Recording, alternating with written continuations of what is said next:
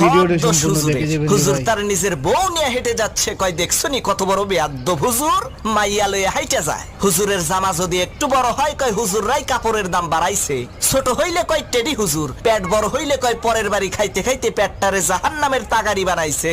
চিকন চাকন শুকনা হইলে কয় মাদ্রাসায় পড়ে লাভ কি, এরা তো খাইতেও পারে না।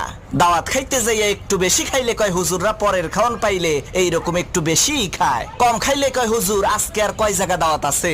হুজুর একটু দামি পোশাক পরলে কয় অহংকারী, কম দামি পোশাক পরলে কয় ফকিন্নি। হুজুর একটু ইংরেজি বললে কয় ভাব মারায়, আর ইংরেজি না বললে কয় খ্যাত। অনেকে আবার কয় এই দেশটারে হুজুররাই শেষ করছে। অমুসলমান, কুত্তা মরে, ছাগল মরে, বিড়াল মরে, জানাজা হয় না।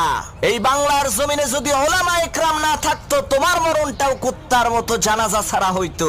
আরে তোমার বাপ মায়ের বিয়েটা যদি হুজুর না পড়াইতো, তাহলে তো তুমি হারামজাদা হইতা, নাজায়েজ জারজ সন্তান হইতা। তোমারে তো